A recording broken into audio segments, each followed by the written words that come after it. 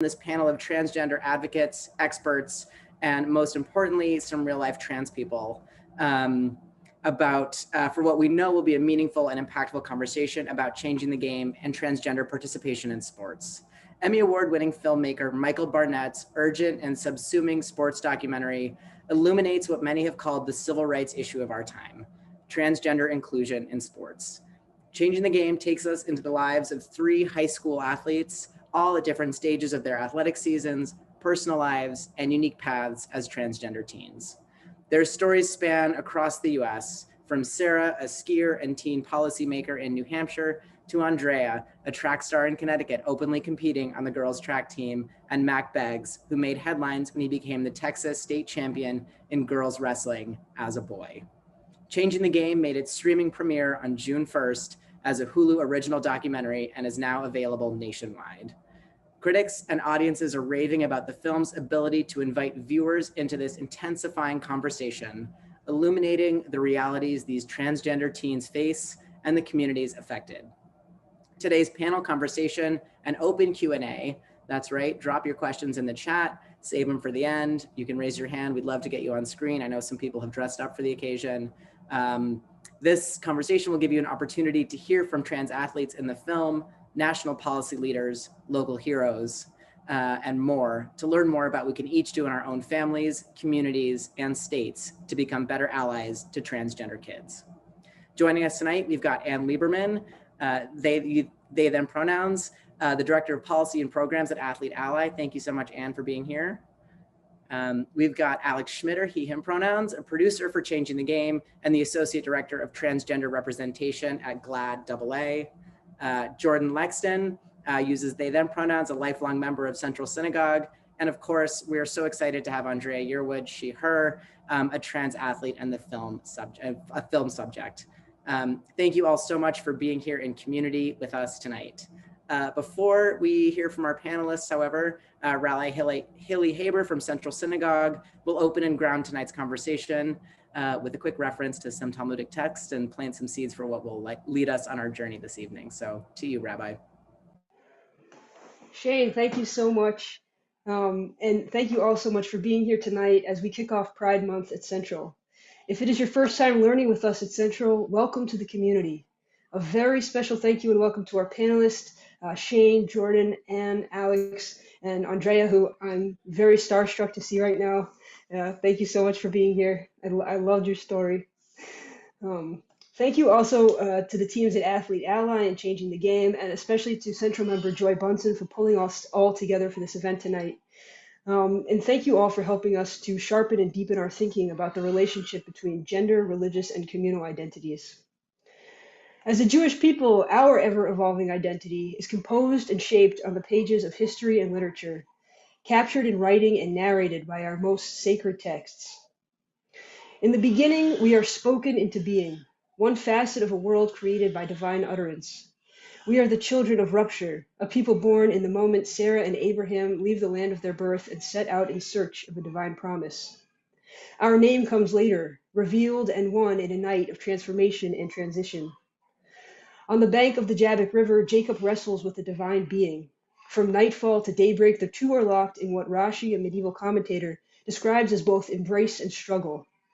At sunrise, Jacob's opponent, who is read as both divine and internal to him, strikes him in the hip, leaving Jacob with a limp for the rest of his life, and asks Jacob to let him go. Jacob refuses, demanding first a blessing. Jacob is blessed with a new name, a new way of being and walking in the world. From this struggle with God, this embrace of himself, Jacob becomes Israel, for the text tells us he has striven and prevailed. From a man who spent his days in his father's tent to a lover and wrestler and ultimately the parent of a nation, Jacob insists on authoring his own identity, bravely and courageously writing himself into being and birthing the Jewish people into the world in that moment as well. Watching Changing the Game and witnessing the stories of these young athletes pushed me to think more deeply about not only the ways Jacob wrestles throughout his life, but also about the joyous and life-affirming nature of his story. To demand blessing is to author your own story in this world, to move and be in ways that bring joy and life, and to create the space for others to do the same. The story of Jacob becoming Israel, this story of transition and transformation, helps frame the ways in which Jewish tradition conceives of identity, both individual and collective. From this night of struggle comes new life, new ways of being and walking in the world. As a Jewish people, we are named through Jacob becoming Israel and bequeathed with the ability to strive, the will to transform, and the power to demand blessing from God and people, even if we are left limping from the struggle. Thank you all so much for being here tonight and for helping us see our own identity as a people in new ways. And I'm so excited for this conversation. Thank you so much, Rabbi, for opening us up with that beautiful reading and interpretation. I'm already crying, so we're off to a good start. As a moderator, my job is to be a little quiet, but I will say that we have a number of folks on the panel who are Jewish, and we are all trans. And so this is a really beautiful opportunity for us to talk about the ways in which our identities intersect. And we are looking forward to that conversation tonight. So the AV folks at Central, if you want to unpin the good rabbi for the moment. Not that we don't love you, but. I'll be back soon. Awesome. Changing the Game is such a powerful film because it centers the stories and lives of trans youth in ways we don't typically see or hear. Of course, if you've seen the film, you can relate to some of the stories told. And if you haven't, you will not be left out in this conversation. Anne, speaking of looping everyone in, can you share a little bit about why this film and this conversation is so pressing right now? Thank you, Shane, and thank you everyone for having all of us here tonight. I also was very emotional during that opening, but I'm pulling it together. So I want to start by just telling you all a little bit about Athlete Ally in case you aren't familiar with our work. So we work to end homophobia and transphobia in sport and to organize and mobilize athletic communities to champion and use their leadership to uplift LGBTQ plus equity in sport. And so a lot of the work that we've been doing this year has really been focused on trans inclusion in sport and fighting dozens of awful bills targeting trans youth. This is, without question, the worst legislative session in history for LGBTQ plus people. Just to give you a sense of the numbers, so we've been fighting over 300 anti-LGBTQ plus bills around the country. A third of those, so close to 115, are bills that are focused on trans kids. And these bills take two forms. They're either trans athlete bans, so bills that would ban trans kids from being able to play sports with their friends, and medical care bans, which similarly ban trans kids from being able to access life-saving gender-affirming healthcare. When we talk about the athlete bans specifically, 9 states in total have passed laws or executive orders banning trans kids from playing sports. 30 states in this country were trying to pass laws like that overall. So that's over half of the country that introduced these bills and got these bills actually quite far in state legislatures. When we talk about how we got here, depends how far we want to go back, but for the sake of time, I will say that trans people have been visible. And ever since we have been visible, there have been attempts by lawmakers to silence us and remove us from public life. And we saw that very clearly and most recently in 2015 and 2016 when bathroom bans swept the country. And we're seeing another familiar version of that fear mongering today in the form of these athlete bans and medical care bans. The last piece I'll say is sport is so important for so many of us in our daily life, and especially for trans kids who often face an uphill battle in every aspect of their lives. Having access to a gender affirming space at school, especially a sports team, is so important and can be life-saving for kids. I know it was for me when I was growing up. No matter how badly I played team sports, I got to be a part of a community, and for a few minutes, the bullying stopped and I just got to be me. And for those of you who had the opportunity to watch the film, you see the power of sport and the power of community from sports so clearly. Awesome. Thank you so much, Anne, for that background and context and your vulnerability around your own relationship with sport. Alex, you are the producer. You've been involved with this film since, day -1. What have you found to be some of the most effective tools in educating people about this issue of trans inclusion in sport? And how do you see this issue as affecting more than just trans athletes? Well, first of all, thank you so much, everyone, for being here and inviting us. It's a thrill to be here in community with everyone. When I first started out on this journey of producing this film, I share very candidly that I had a lot of preconceived notions and discomfort that I needed to work through as a trans person myself, even as someone who participated in sports as a young person and really enjoyed them.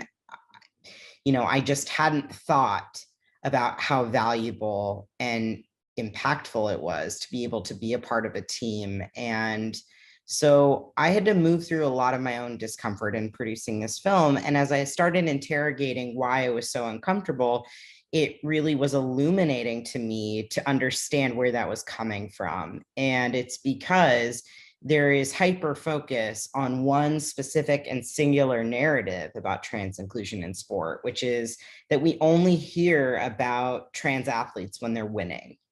And so if we're only hearing about that, then we're only hearing about it through one narrow lens that bakes down sport to winning and losing, which we know that it's not. I mean, it's life-saving in so many ways. And so, as these conversations are happening around the country, as this really harmful and devastating legislation is being introduced, we've been trying to figure out, well, how can we change hearts and minds to understand what this is really about? And ultimately, it comes back to hearing from trans athletes themselves and seeing them as part of their families and in their communities and as part of teams. And I'm so glad that Changing the Game is now accessible on Hulu to the entire country, because what we know in screening the film in red states and blue states and across political denominations and religious affiliations and older folks, younger folks,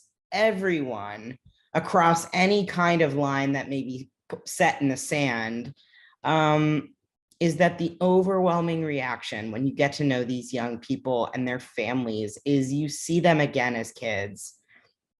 And that's what we really need. When we're talking about youth athletics, inclusion is going to create a better, more loving society. And so I'm so proud of this film, and I am so honored that Andrea, Sarah, and Mac and Terry entrusted us with the responsibility of helping them share their stories, because they are sacred stories and they belong to them. And we're very proud that we did them justice and service to their stories. Thank you so much for that background, Alex. I was informed that my air conditioner was too loud, so hopefully you can hear me a little more clearly. Alex, you mentioned letting trans athletes and trans kids and trans people be the storytellers of their own stories and be the heroes in their own stories. And of course, that brings us to our hero on this panel, Andrea. What often gets overlooked is that people participate in sports for a number of reasons. So Andrea, we get to see, also, hi, hello, first time I'm seeing you today. We get to see a little bit about your relationship to track and why you ran track. But what did you learn about yourself through participating in track, and why did you agree to join Alex on this wonky film journey? So yes, hi Shane, hi everybody else. But I guess what really drew me to this sport was kind of how it was both kind of a team sport and also very individual in a sense, and it kind of happened at the same time simultaneously. Whereas, I mean, there are so many events, like mainly the relay events, where you kind of had to work with your teammates, work with your peers, kind of build those, I guess, teamwork and team bonding skills through that. But then there are also a lot of events that I ran that were very, like that I just ran by myself, and it was kind of you against the time, I guess whatever time you ran. So I think what the sport really taught me was just learning how to kind of go through life, and mainly through high school, just kind of, I guess, balancing like both the individuality and I guess having, support, and kind of also like with what I went through in high school.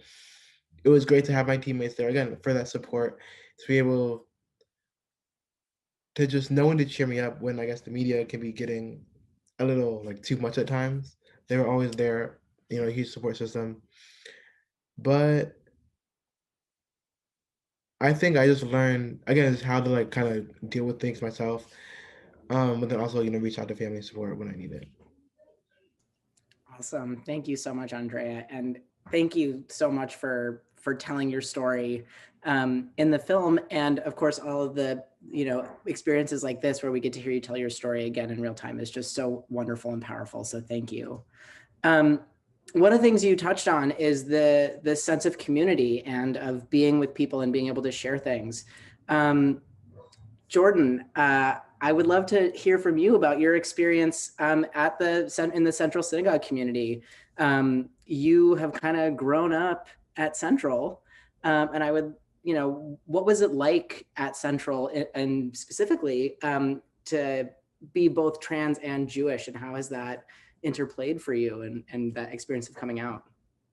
Yeah, it's a really great question. And I've been thinking a lot about it in preparation for this conversation, and also really thinking about too, actually, this is the intersection of myself personally, my worlds. I'm a board member at Athlete Ally. I'm a Central congregant. I'm Jewish. I'm trans. Like, being with all of you is a really special thing right now.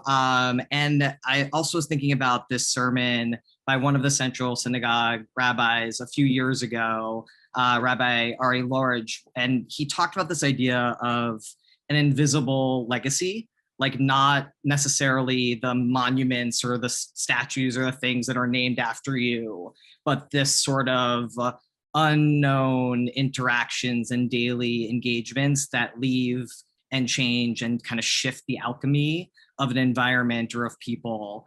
And I just actually first wanted to use this opportunity to tell Andrea that you left an invisible legacy on me.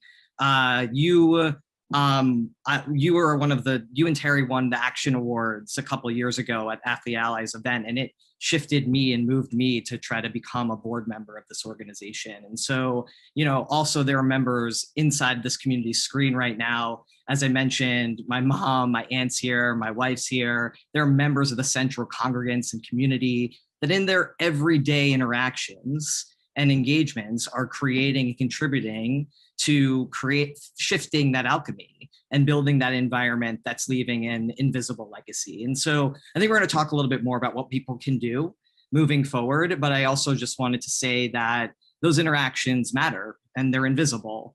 And as a trans person, they matter so much. I grew up at Central when Central looked and felt very different. My family's been a part of this congregation for about 20, 25 years. I'm 35 years old. In some ways, I've kind of formed my identity, and people have helped me become the person who I am through this space. But I do want to say very clearly that, I'm proud to be a member of this congregation now, and it's different than it was 20, 25 years ago. Central is a powerful entity, and I think very intentionally has chosen rabbis, clergy, leadership that represent queer people, people of color, marginalized Jews in this way that is incredibly powerful for a broader, impact and message, but just on creating space inside of our congregation for folks like me, for trans people like me, for people who are queer, for everyone who's coming from some kind of marginalized Jewish identity, to be a little bit more safe, to be a little bit more seen. And so I'm looking forward to working together and pushing that community and power forward even more. Amazing. Thank you so much, Jordan, for your connection to Central and your vulnerability. And I have the chills. So thank you for your leadership as well. You mentioned intersectionality. It can be a bit of a buzzword these days, but I want to dig a little deeper. So we're talking about occupying multiple spaces and multiple identities at once, and really examining the places, physical or otherwise, where those identities meet, where religious, cultural, and gender identities come together. So this is sort of for all four of you, and you can jump in as you feel inspired, but are there times where we wear each of these identities the same, where they have equal weight, or times when our cultural or religious identity takes the forefront to our gender identity or to our identity as an athlete, or vice versa? I will start with that one because I think everyone else is probably going to have a much better answer than I am. But I will say that as I was growing up, my hero was my grandma, and she passed recently. But being culturally Jewish, having that faith that she left an invisible legacy on me, has shaped everything that I do. So much of it is working hard, bringing people in, valuing education and learning, never stopping the growth and evolution of yourself as a means of improving your community. And all of those values that she embedded and taught me before I knew I was trans have formed and shaped me as a person. It's how I move through the world. It's what I value in the people that I want to be with. And so for me, it's not able to be untangled. It is a central part of who I am in how I was brought up, and the way that I was loved is the way that I try to share love and open myself and create communities around me, because I know I wouldn't be the person I am had I not had a grandma Nancy in my life. I mean, my grandma Sheila was my grandma Nancy. And so for me, it's all about making sure people are accepted and loved and seen for all the different intersectional identities that they hold, no matter if one is more visible or present in any one space or another. Thank you so much, Alex.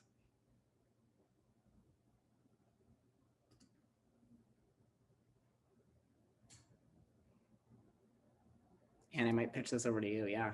Oh yeah, you all are killing me. Like, I don't know that I'm gonna be able to hold it together, but whew, okay.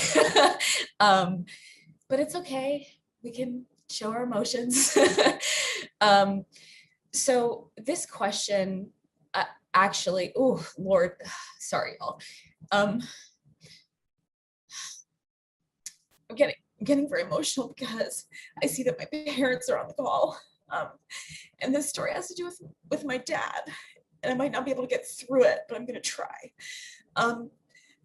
So I think when I think about intersectionality in this work, and the way in which Jewish social justice values have really, again, played such a big role and have been so formative in my life.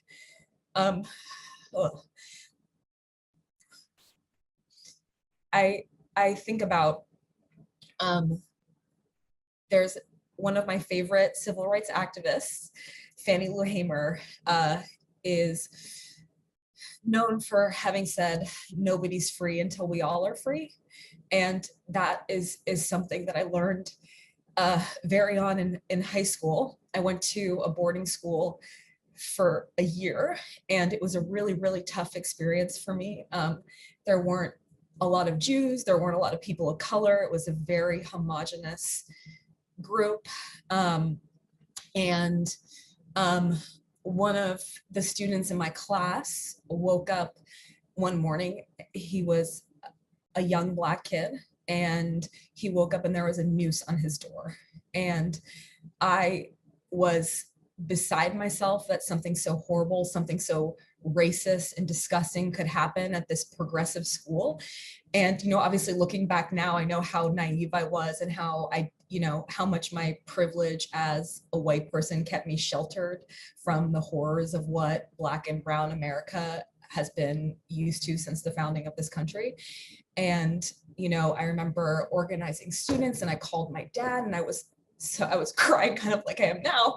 And I was so upset. And he essentially said to me, he was like, listen, you're a white Jew, so you can blend in, but you and your classmate are not that different, because 30 years ago, I was spit on and had pennies thrown at me in a similar, like, progressive private school.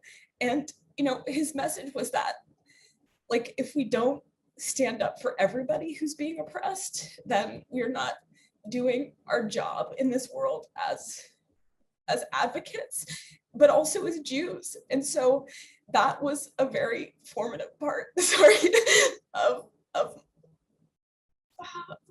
my life growing up. So when I think about intersectionality, I think about that story, and I also think about allyship and the work we do at Athlete Ally every day to show people how all of our struggles are so inextricably linked. Whew, I did it. You did it. Thank you so much, Anne. Thank you so much for your vulnerability. If anyone, Jordan, please jump in. Thank you, Anne.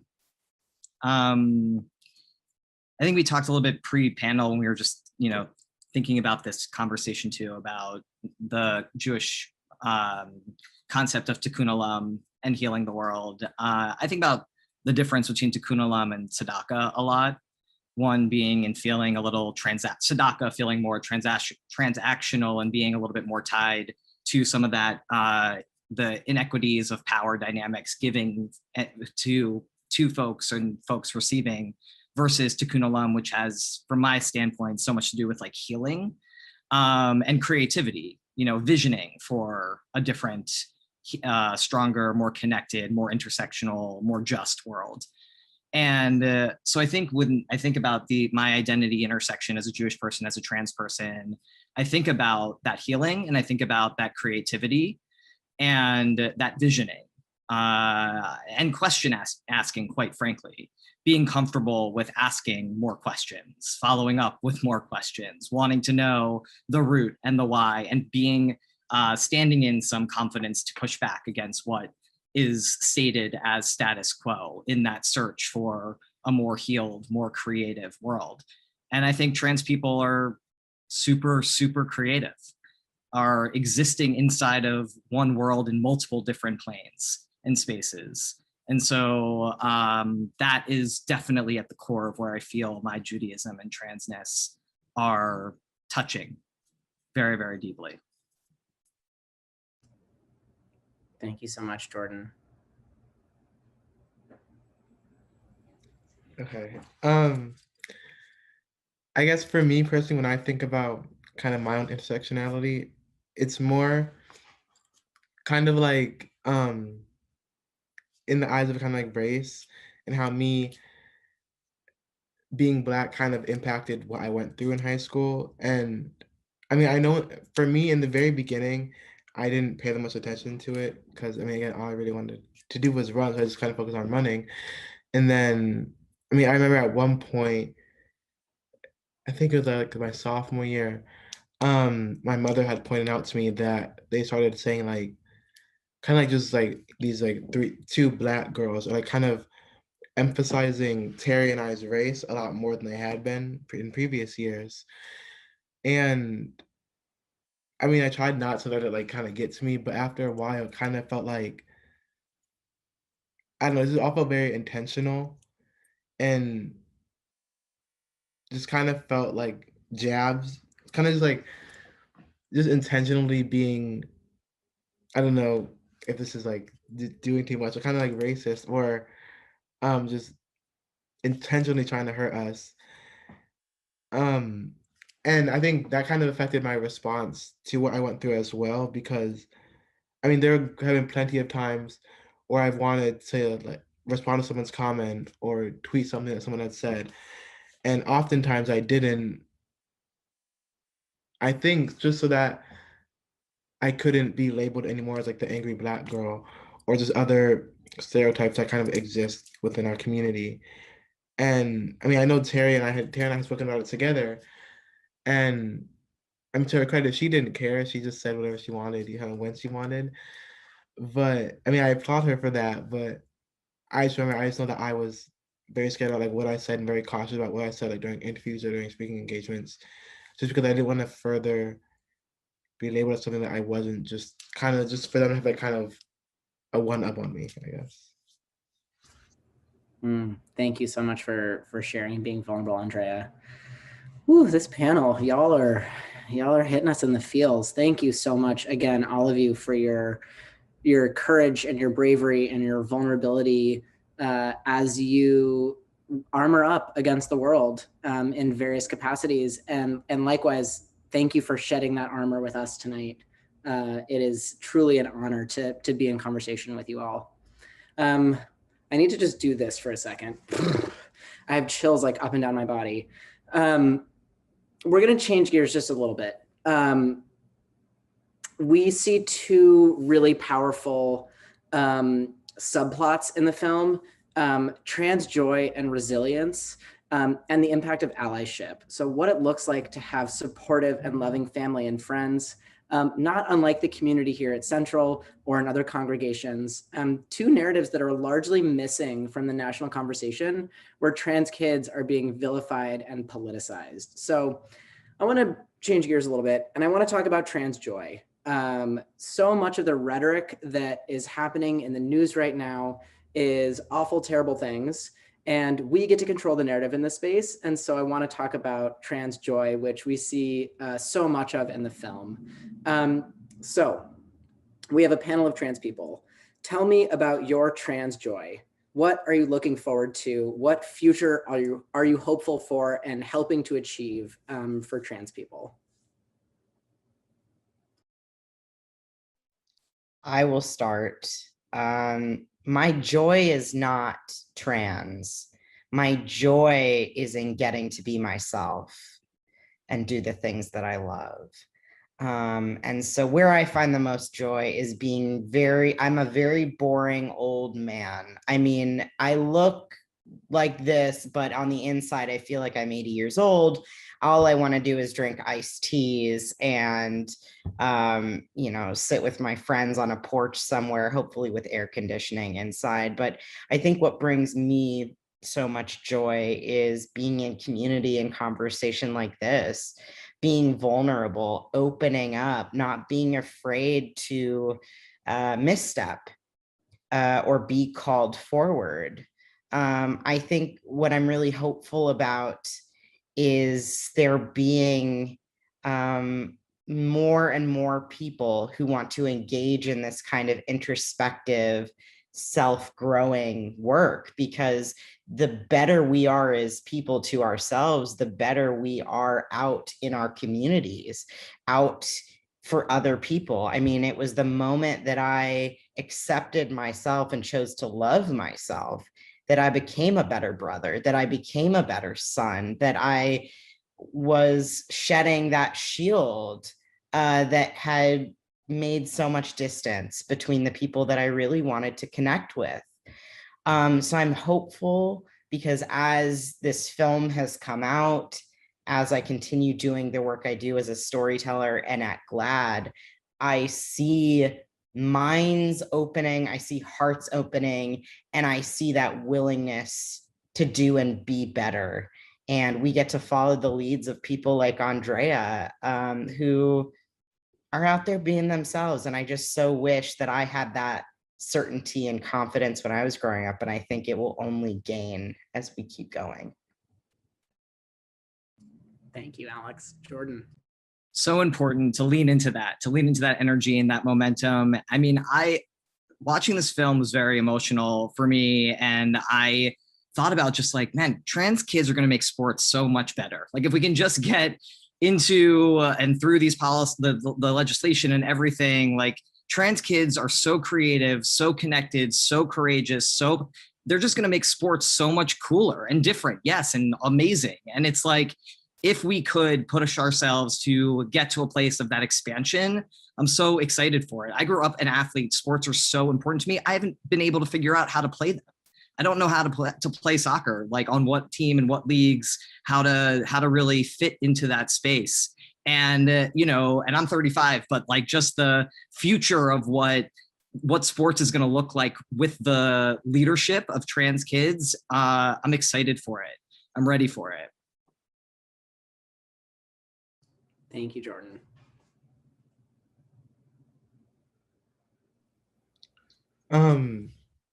I guess for me and my own experiences, I just hope, or I guess for me, trans joy would kind of be just more awareness and more conversation about trans athletes and I guess the trans community as a whole. I know that, you know, since my freshman year in high school, there's been a lot more conversation, a lot more talk about trans athletes in the trans community. But I just hope that it stays this way and that there does continue to be more knowledge about it. I know that a lot of things within kind of like my generation can kind of be seen as like a trend. And I just hope that, you know, this isn't one of them. And I just hope that more people, you know, continue having conversations, continue to do like the little things, just like within our own communities, within our friend groups, our families, just continue to like spread, you know, that knowledge of trans athletes within, you know, our trans community. Awesome. Thank you, Andrea. And what's bringing you trans joy? So for me, I think one of the things that has been so amazing even before Pride Month started is how many people want to talk about trans inclusion in sports that have never wanted to have the conversation or have just not been aware. I mean, this week alone, we have done 7 panel discussions or trainings, and next week I have 8, and the following week I'm not even sure because I can't think that far ahead right now. And I'm so thrilled because we just have never had the opportunity to be able to have so many conversations about how we build inclusive spaces for trans youth. And so, especially when I start to get very tired, I just remember how amazing it is that people from all of you here tonight at Central Synagogue to Procter and Gamble to the Clippers, you know, want to talk about trans inclusion and how we make, you know, the sports world and the world in general just a better, more inclusive place for our trans kids. If I can add something to that, Anne, trans kids and all kids, because what we often miss in, you know, where these targeted pieces of legislation are is they are using trans kids as the defense for why these bills are being proposed. But what it's really about is so rigidly, and I've learned this from Anne, so I'm only repeating what Anne has taught me over the years through their work at Athlete Ally, but all of us are implicated because what this is all about is other people and in large institutions defining and determining who can be who and who can succeed as who they are and how bodies are either celebrated or regulated. And so when we make a society and when we make sport the most inclusive, that is going to be to everyone, specifically every kid's benefit, because we're all gender nonconforming in some way. You go to a different part of the world and something you're doing is going to be judged and measured because gender is largely made up, but it's rigidly enforced and policed. So the work that Anne is doing, the work that Jordan's doing, what Andrea is doing, what Shane is doing every day with changing the game, we are creating a better world for kids to grow up and to be themselves and to do the things that they love. And that creativity is only going to expand as we allow the people the space to be. I'm already feeling so inspired by you all on this panel.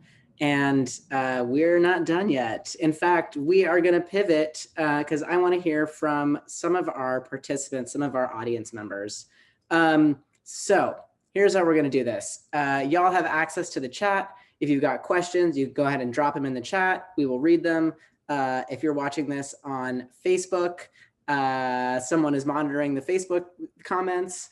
Or if you're here and you're a participant in this Zoom webinar that we're doing. You can go ahead and raise your little yellow hand if you click the reactions button, the lower right corner of your screen, and you can raise your little hand, and we will call on you, and you can ask your question in real life.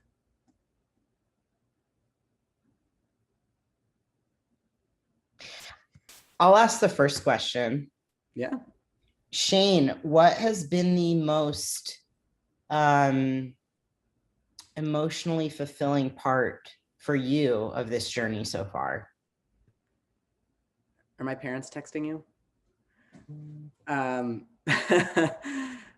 thing I will say about Jewish parents is they just love to show up and support. So it's been really fun that so many parents and loved ones are here tonight. The most emotionally fulfilling part of this journey, I've been working with this film on and off for about 2 years. I got connected with the film in 2019. And as a former trans athlete, still trans, no longer an athlete, I get to be part of the culture change.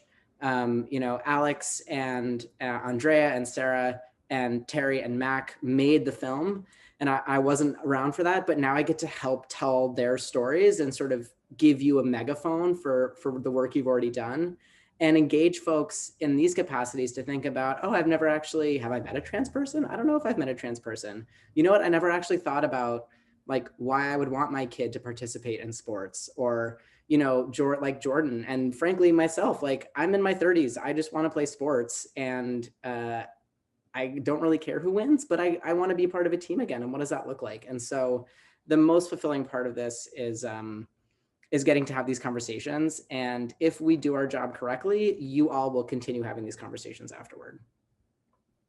Thank you. And I guess, so you're not going to talk about your special relationship that was gained through the film. Oh, I love it when you do this. So I met my partner through Changing the Game in July of 2019. I was working at Equality Maine in Maine. I'm now in Brooklyn. And we wanted to do a panel about trans inclusion in sport for a separate conference. My colleague, who was also trans, was like, you have to meet Ann Lieberman. They're the national policy expert on this. And we were at this conference. And so I met Ann, and how could you not, am I right? And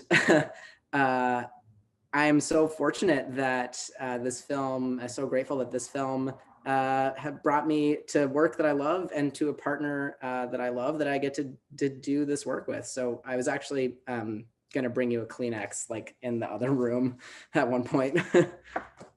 Thank you, Shane, for sharing that. I sort of put him on the spot, but I just want to say that Changing the Game is a Jewish matchmaker. So we will do that as another part of our impact campaign work. I love it. Thanks, Alex. And we see a question here from Karen in the chat. I don't subscribe to Hulu. Is there a way to view the film via an organization for the price of a ticket? They do offer a free 2-week trial on Hulu.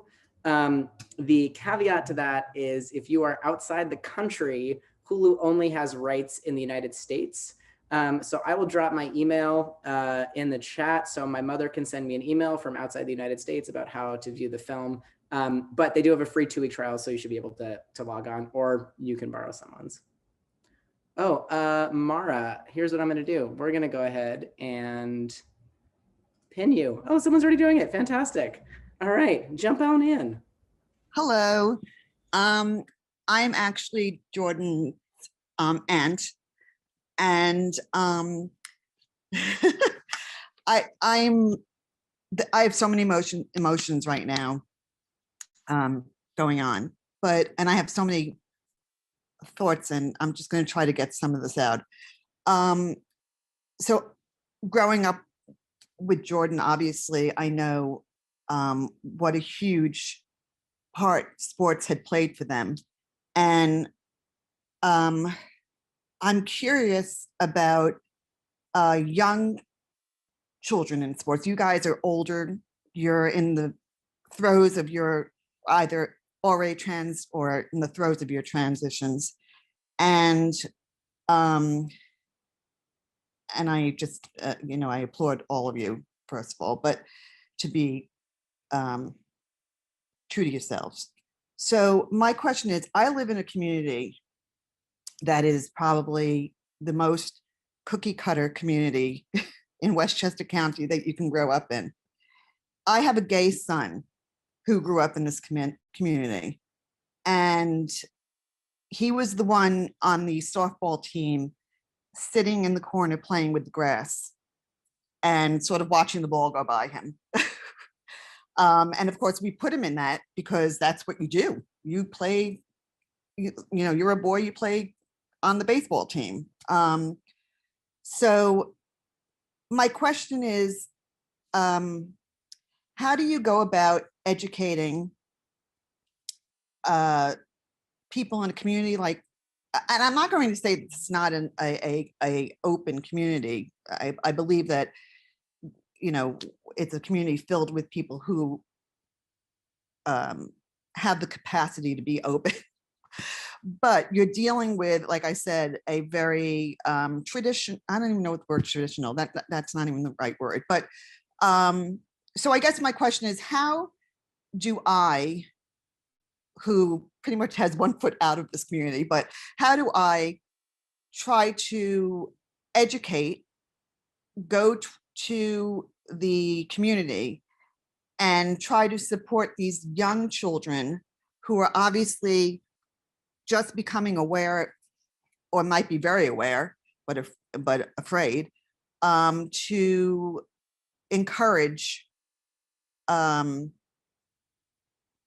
you know, these children to be able to participate in something that they feel that they belong in without being gender rigid. That's a great question. Thank you so much, Mara. Alex, jump in and take that. Thank you, Mara. Yeah, thank you so much, Mara. And I come from Orange County, California. So the definition of cookie cutter in so many ways. I think one of the things that's been really powerful is people in that community getting to know me and hearing from my experience. And some people want to be educators and some people don't. But I will say that one of my greatest advocates, again, was my grandma, who would consistently just be asking questions of people. Well, why do you think only boys play sports? Or why do you think red or pink is a girl's color? And having those questions and being curious and exploring with people, because one of the fun facts that I love is that actually pink used to be a boy's color before World War II. It flipped because pink is closer to red, is closer to the god of war, Aries. I'm probably messing this up. But anyway, those just flipped for no reason in particular. And one of the things that we also know is that kids express their genders in a lot of different ways growing up. It doesn't mean they're trans, but when we're younger, we want to express ourselves creatively and try new things. And so I think part of it is in living in a safer, freer world, we're not going to tell certain people they can't do certain things. And this isn't just about sports, you know, like if someone wants to do art, let them do art. I mean, why does there have to be a judgment attached to that if it's not harming anyone? So I think it's really just having those open, honest conversations and meeting people where they are.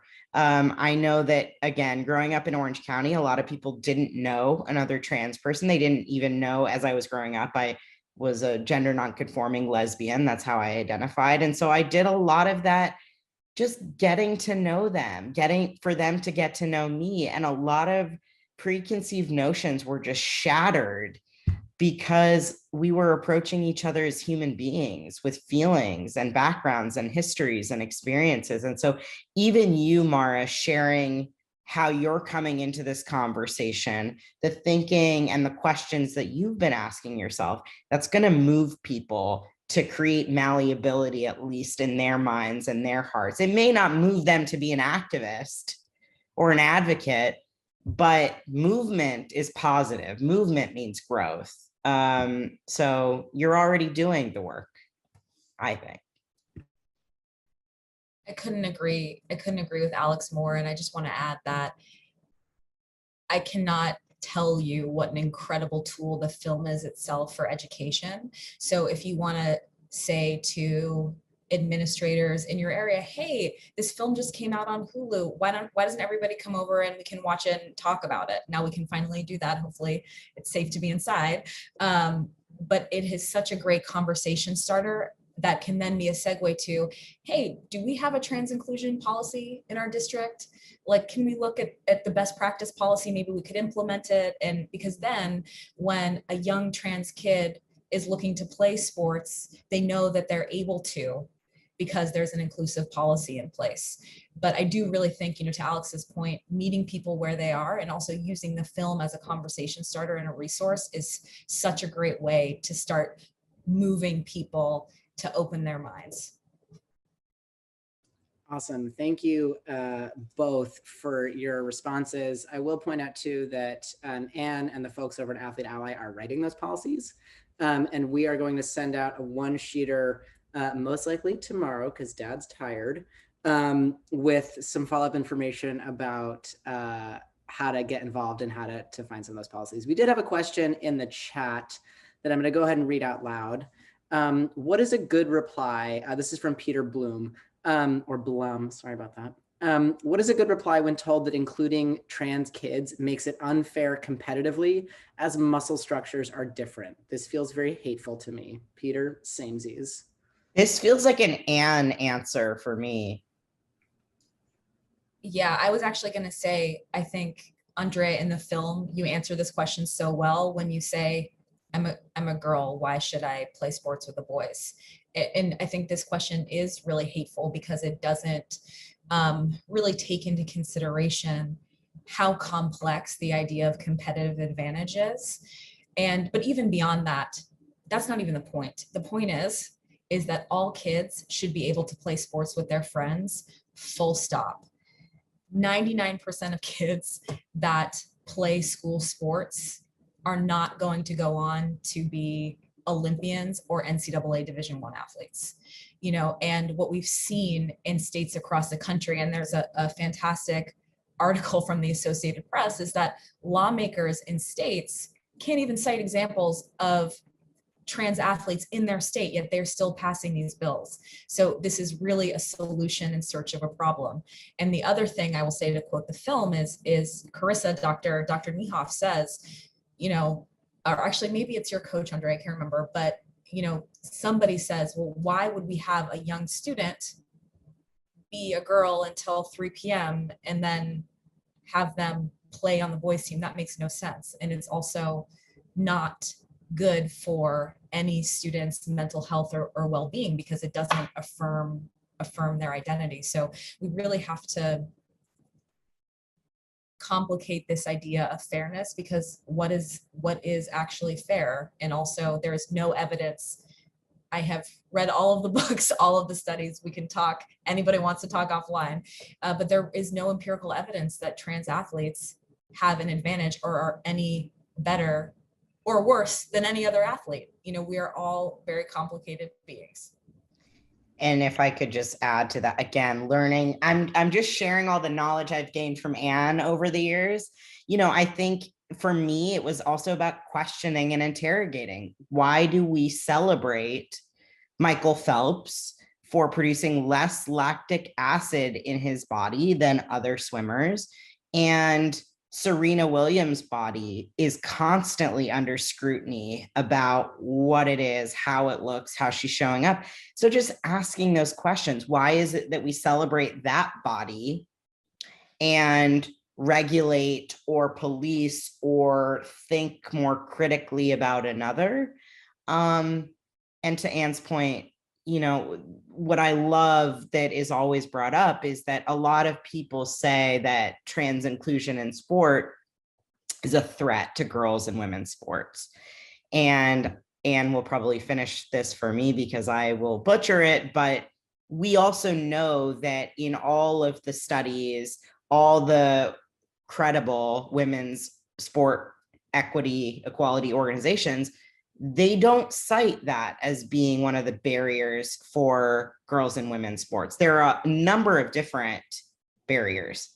Inclusion is not one of those. So, it's access to trainers, it's investment in coaches and facilities and all of these things, that anyone who's saying that they are invested in improving girls and women's sport, it is not about excluding trans athletes. They probably have an ulterior motive that is not actually about supporting or investing in girls and women's sports. And the last quick thing I just want to add. So in states like Connecticut, where Andrea and Terry ran, that have had trans inclusive policies for years, we actually see that participation of all women and girls goes up when there are trans inclusion policies. So, and there's, again, we can send all of the reports and studies, but we see a direct correlation that when we include everybody, that more kids are playing, period, which seems very obvious, but here we are. Yeah, thank you for that, Anne and Alex. And to echo, when we talk about fairness in women's sports, a great recent example of the inequities are with the NCAA basketball tournament, and the absolute difference in equipment and televising. And as a former athlete, we can also say that, I am taking testosterone. I am no better at hockey than I used to be. But what makes someone a better athlete is how hard they train, and are you working out outside of your practices, and are you resting, and are you getting good nutrition? So there are so many factors that play into this. We've got a couple more minutes for questions from the audience. People want to raise hands, drop them in the comments. Alex? Yes, I would love to ask Andrea, and sorry, I'm like taking up all the space here, but Andrea, for you, you've talked some about the difference that it's made to have your team support and like the enjoyment you got from the sport. Can you talk a little bit more about that? Yeah, so I think what really sparked my enjoyment, I mean, throughout my childhood, my family and I, we've always been kind of encouraging like doing sports or playing sports. And I never really liked the sport, I guess, as much as track.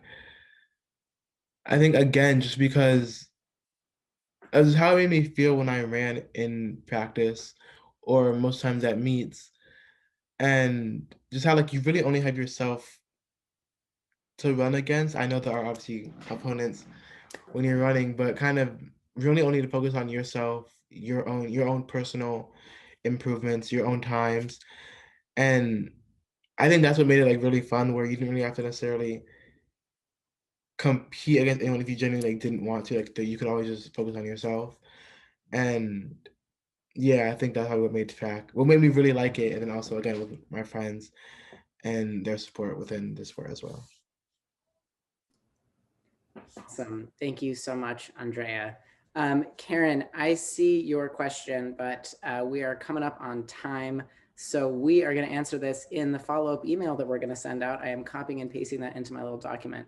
I want to invite back Rabbi Hilly to help us tie this thread together, and then we're going to bring it back to our panelists after that.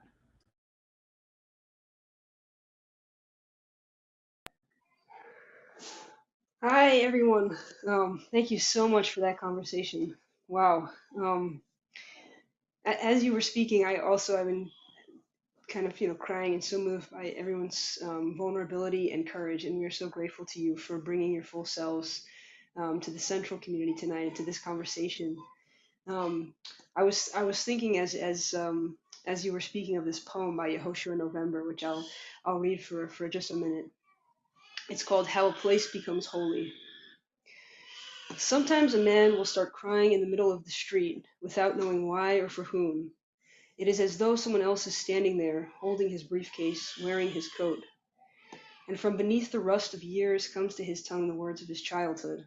I'm sorry, and God, and do not be far from me. And just as suddenly the tears are gone, and the man walks back into his life, and the place where he cried becomes holy. And I was feeling so moved by this poem. I felt that the place where we cried tonight was this Zoom space, this virtual space, and we've made this a holy space through your courage and your bravery. And thank you for just sharing your stories and for being paradigms of creativity and brilliance and resilience and joy for all of us tonight. The film and this conversation to me was a clarion call to all communities, a central community and beyond, for the importance of allyship, for embracing, for welcoming and affirming the identities of people, of our kids as they move through the world. And so I cannot wait to continue this conversation in Pride Month and beyond, to help us at Central think of ways that we can become even more affirming, that we can be the most supportive allies we can be, and to embrace our members and especially our children as they walk through the world, and affirm who they are.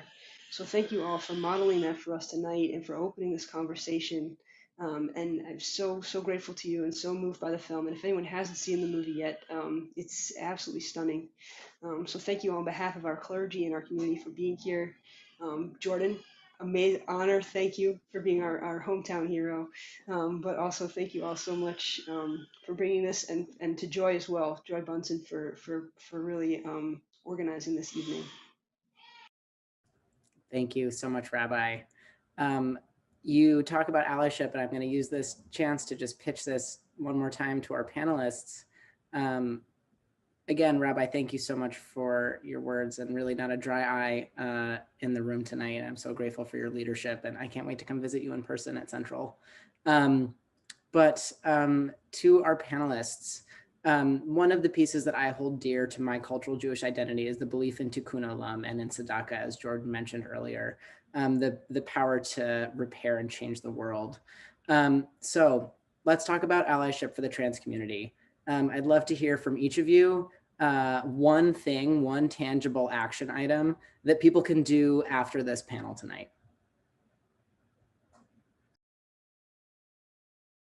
I'll go first as a member of this kind of connected community, knowing though that it's beyond Zoom, it's beyond the walls of Central. Like those are physical things, but we're building and building and building. But one thing concretely that you can do is you can continue to engage me. So I'm gonna put my email in the group chat. And if you wanna continue the conversation together, we can do that.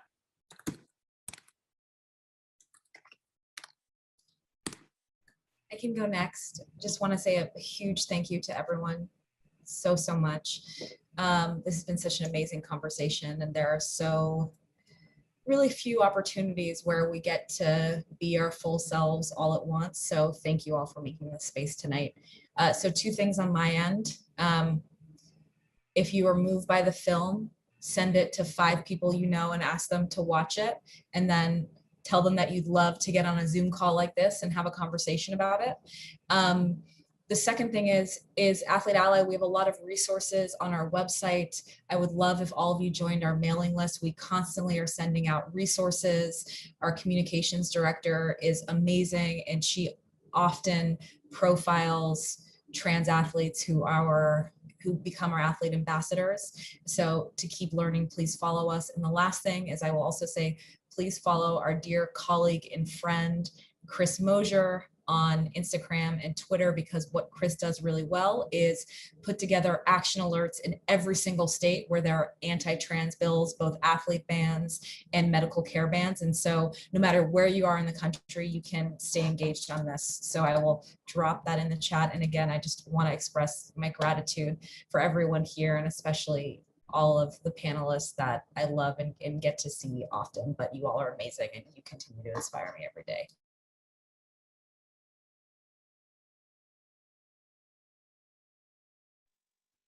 Okay.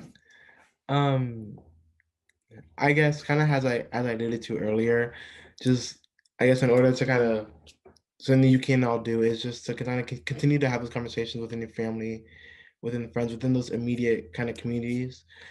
As I mentioned before, just this can't be a trend. Like trans athletes, participating in sports isn't a trend, and it is so much more than again just winning medal and just getting that first place. Sports means so much more to these kids, and I mean, if we were to stop having these conversations now, it would only hurt them and only further harm them. And I mean, we might not give them the future that we know that they need. So I think just continue to have the conversation and continue to ask questions and hopefully like do your own research. Thank you, Andrea. I think I would just say, know that your love and acceptance has power. when you accept and love the people in your life and you show up like champions like Grandma Nancy or Ngazi or my grandma Sheila, you change the trajectory and the course of someone's life in ways that are often invisible, but they are invaluable. So know that your love has power. Thank you so much again to all of our panelists. As we wrap up, I want to thank everyone for joining us tonight for this fantastic, emotional, moving, heartfelt, vulnerable conversation, especially because we were able to again center so many trans voices on this panel of experts. Trans representation and visibility, especially when we're telling our own stories about joy, success, and resilience, is an act of resistance and tells other trans people that they too deserve joy and love. My Judaism and transness intersect in the place where love and acceptance live. My belief and practice of tikkun olam, of making room at my Seder, of using my privilege and access to make sure the next generation of trans kids doesn't have to face and overcome what we've overcome. In every generation, one must see themselves as having left Egypt. Egypt is literally the narrow place, and the premise of seeing yourself in that narrative of being enslaved and then being freed creates the obligation to free others. Love and acceptance is Jewish and is universal. Thank you to Central Synagogue and especially to Joy Bunson. Thank you to Lab Shul and East End Temple who co-sponsored this event. Thank you with all of my heart to Athlete Ally and of course to Hulu for prioritizing these conversations about transgender inclusion by centering trans people. And of course, thank you to our game-changing panelists, Alex, Andrea, Anne, and Jordan, and Rabbi Hilly for your words and leadership, both tonight and in the community. Changing the Game is officially on Hulu as an original documentary and part of Hulu's Pride Month celebration. I encourage everyone watching tonight to not only see the film, but to continue to take action to support our trans community. Thank you so much. We will stick around if you all want to hang out and chat.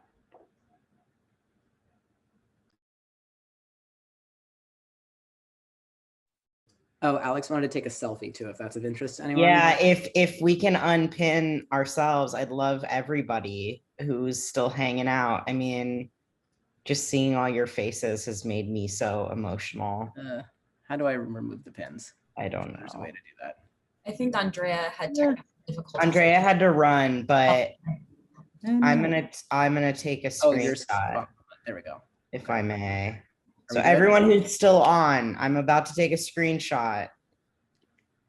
Let me know if that's okay or not okay. I'm just. How's my light? Hang on. We need to get you a ring light, by the way. It's just not helping. Shane. Okay, all right now. All right. 1, 2, 3, and then one more because we have 2 pages because people stayed on, which is amazing. 1, 2. This has been a highlight of my life, truly. Thank you all for being here. Thank you, Jordan, for joining us. Central Synagogue, Rabbi, we're so grateful. And we have to say, we're grateful too. Me, even learning vocabulary at this point. Jordan, I took your email. My name is Helene. I hope we can speak. I mean, the few times where I have a walker and I gave it to the person, and when she gave me her name, it was Melvin or something, and I thought, okay. I mean, I want you guys to have compassion for us too. I don't see Andrea at the moment, but her nails are so gorgeous that I can't help but look at her. And, you know, and I don't stop to say, is it a he or a she? But oh my God, the nails are beautiful. And I think all of us go through this quote, fear of humans. And Alex, what you said is the key. Love myself. It ain't easy sometimes. And when you think everybody else is going to love me and then I can love me, it's not about that. So I'll speak to you, Jordan. I'm going to learn a lot because I need to. I mean, we live in this world together, and the more we can love each other through understanding, I'll be happy. Thank you so much. Looking forward to it. I'm sure we're going to learn a lot from each other. Exactly. That's what we're about in this world. Thank you. Openness, just about being open. And I don't recall the show, but I recently saw a ad for or a discussion about a movie or TV show that incorporated people who had different challenges, whether they were in a wheelchair or blind, I think even, and they weren't playing a blind person. They weren't playing a person in a wheelchair. They were just actors playing all the different roles. No boundaries. And I think that's what we're striving for, is no boundaries, being able to be true to yourself and accepted. I mean, isn't that what everybody wants to be in life? Is accepted and loved and be able to live their full, true life. And when you say these words, it seems so simple and easy, and yet there's such a huge challenge to them all. And I'm game for the challenge. Those are wonderful words to end with. Thank you so much for sticking around. Y'all are the best. We're gonna send a follow-up email tomorrow. I took some notes. We'll answer some questions. We'll provide some resources. And everyone have a wonderful evening. Stay safe, stay healthy, and we will see you soon.